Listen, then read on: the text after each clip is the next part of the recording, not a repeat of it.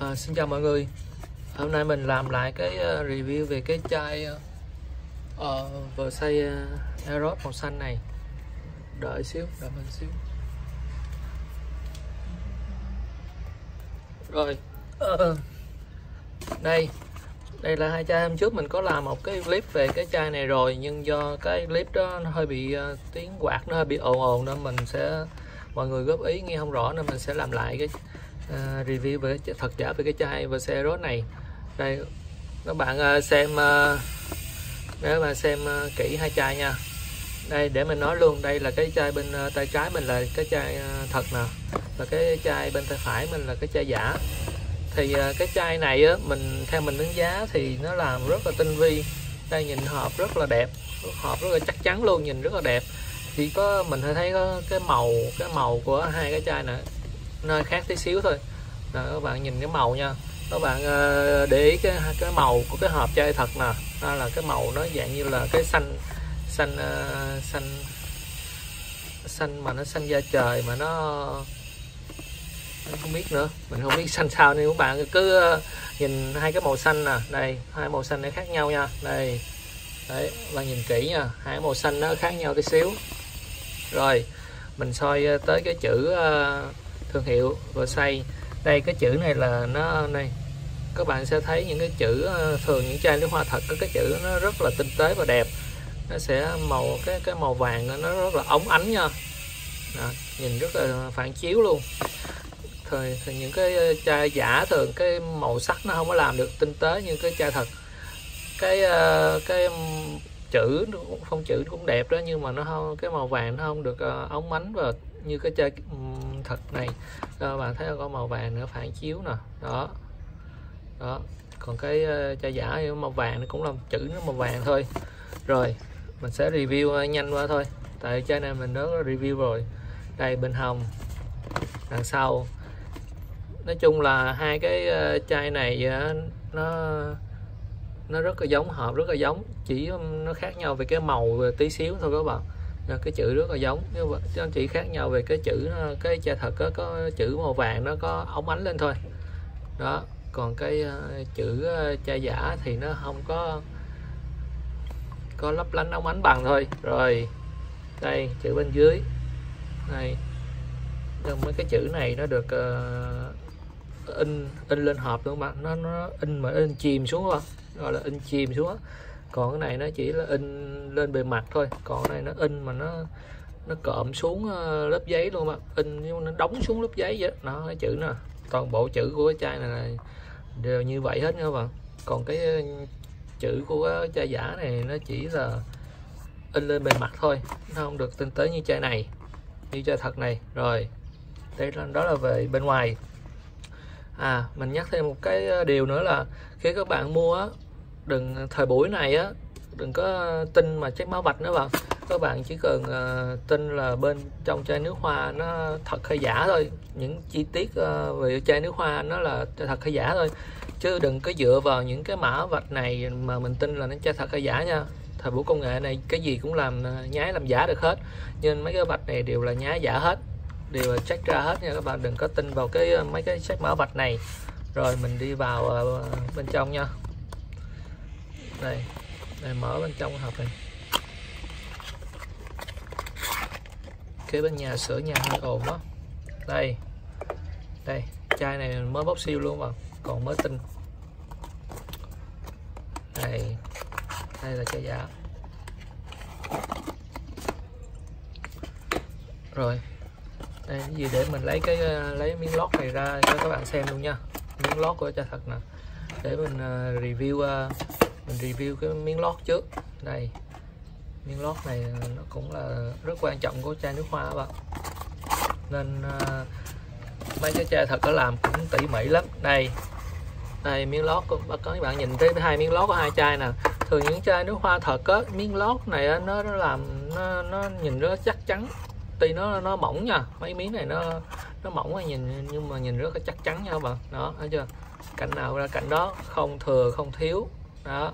Đây nè, nó nhìn rất là mỏng nhưng mà chắc chắn. Bạn nhìn thấy cái miếng lót của chai giả nè, đó nó nè, đây để nhìn nó dày hơn đó, nhưng mà nhìn nó không có chắc chắn bằng đâu đó. Tuy là cái chai này làm giả rất là giống luôn các bạn đó, làm giả rất là giống các bạn, mà không có nhìn ra cầm một cái chai thật cái chai giả đó thì không có thể nào phân biệt được. Đây đó, đây là hai cái miếng lót, các bạn coi sơ qua nha. Rồi mình qua nhanh nè tới cái chai nước hoa. Nói chung là khi review nước hoa thì cái review về cái chai nước hoa vẫn là quan trọng nhất, còn những cái phần hộp, phần lót bên ngoài á, thì mình nói sơ qua cho các bạn thôi. Chủ yếu là mình vẫn muốn các bạn nhận diện qua cái chai nước hoa nó thật giả chỗ nào. Rồi ok, đây đây các bạn nhìn sơ qua chai thật nha. Đây đó, để mình zoom, chai này rất là đẹp nha, để mình zoom cận cái chai nước hoa cho các bạn thấy. Chai này rất là đẹp. Đây mình cầm tay rất là chắc chắn, rất là vừa luôn mà, rất là men, tinh tế, sắc nét đẹp từng góc cạnh nha các bạn. Đây đó, đó mấy cái logo đây, đây đẹp quá. Ok, đây rồi mình mới review qua một cái chai xay thật, và đây là chai giả. Đây đây chai giả nhìn nó cũng tinh tế đó các bạn. Này đó, đây đây đây, nói chung là nhìn bề ngoài các bạn không phân biệt được đâu.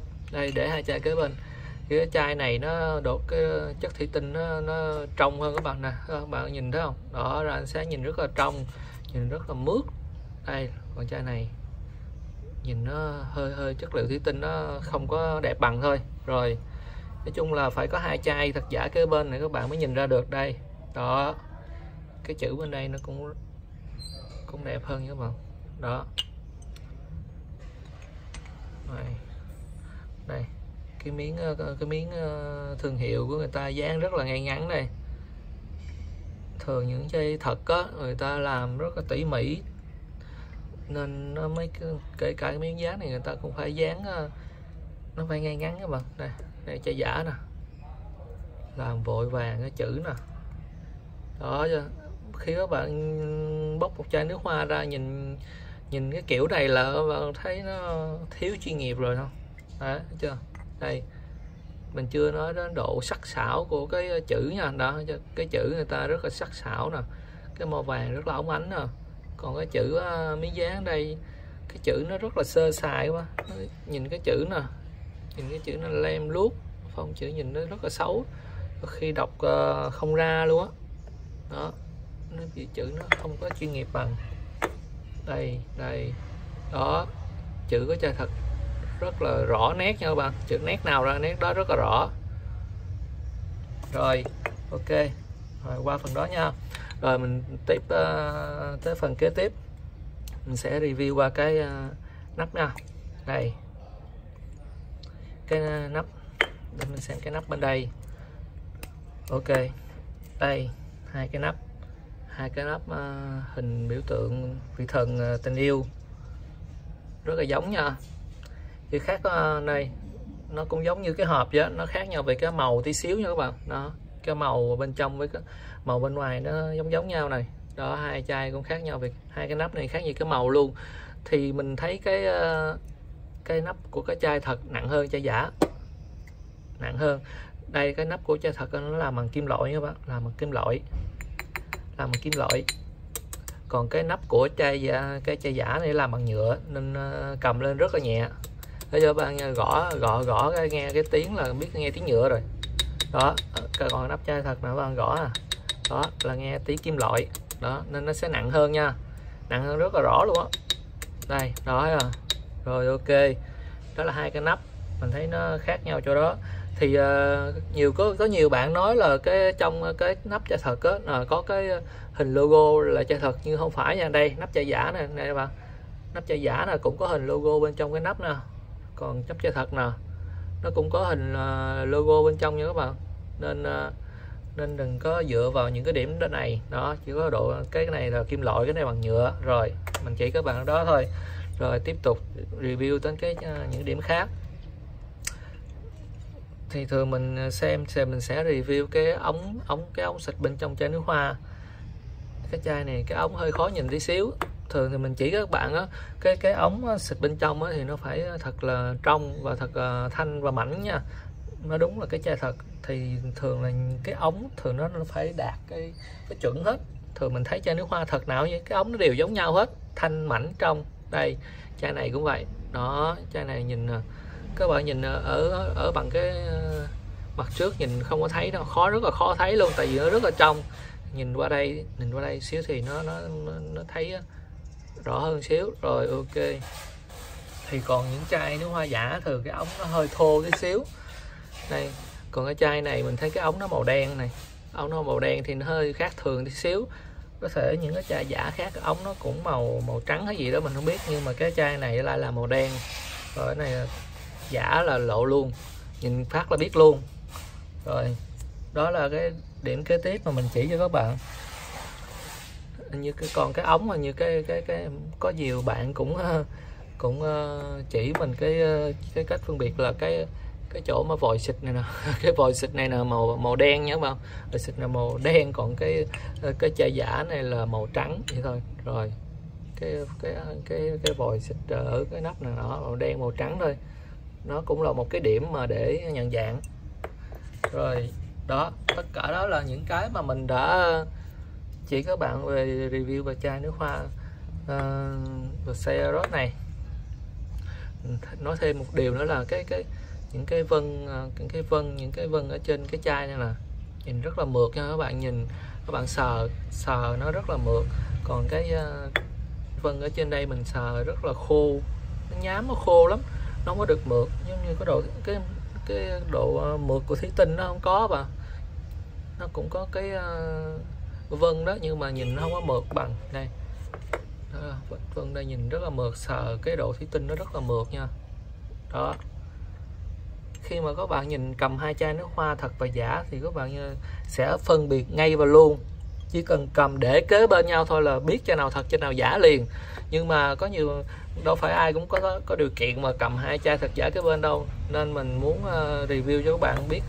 Khi các bạn mua chai nước hoa chẳng hạn thì các bạn có thể mở clip mình ra xem cái chai thật như thế nào. Có thể cái chai giả của bạn nó không giống như thế này, nhưng mà nó sẽ khác cái chỗ nào đó mình không biết, nhưng mà các bạn cứ so sánh với cái chai nước hoa này của mình, chắc chắn đảm bảo 100% là hàng thật đó. Nếu mà giống thì nó là hàng thật thôi.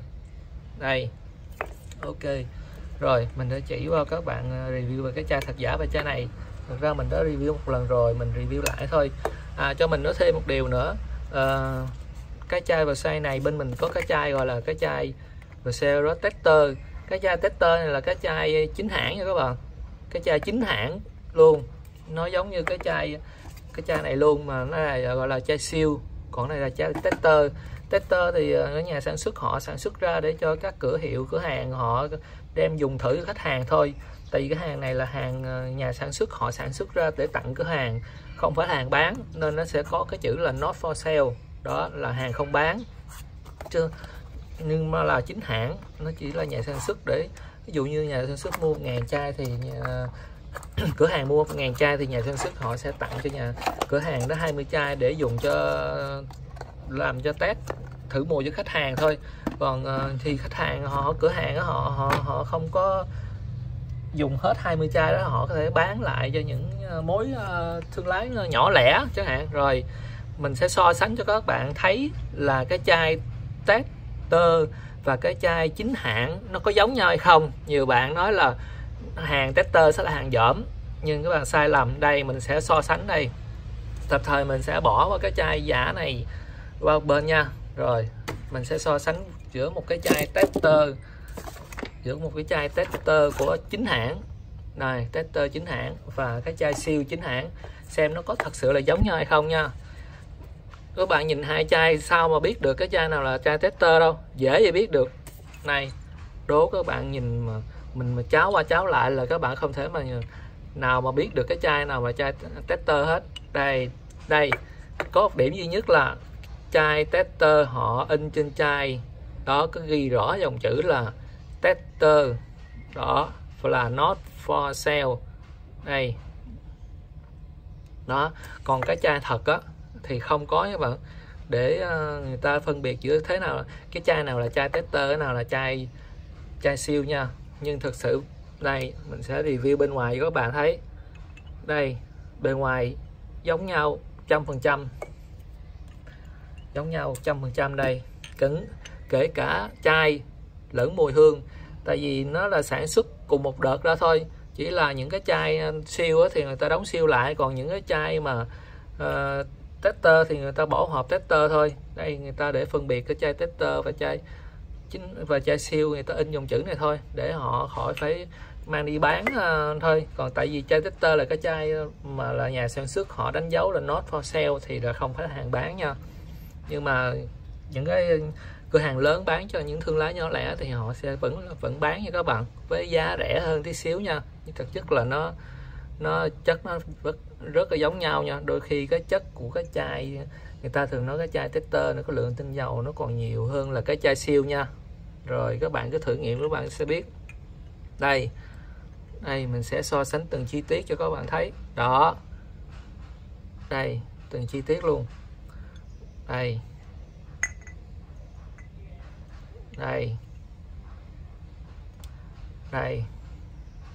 cái chai tester thì nó chỉ là cái ghi cái mã của cái chai thôi. Đây đó, đây mình sẽ tắt cái nắp cho các bạn thấy luôn. Đây chất giống nhau nha các bạn. Đây nó chất rất là giống nhau. Đây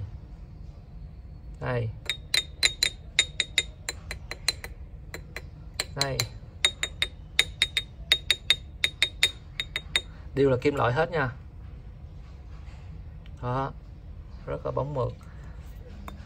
Hàng bên mình đó là cái chai tester đó, người ta hay cái tự tưởng nhầm là cái chai tester là cái chai đã dùng qua rồi, nhưng thực sự là nó đã dùng qua rồi, là ở cửa hàng họ đã dùng qua rồi. Nhưng mà những cái chai mà tester mình nhập á là những cái chai còn mới 100% nha các bạn.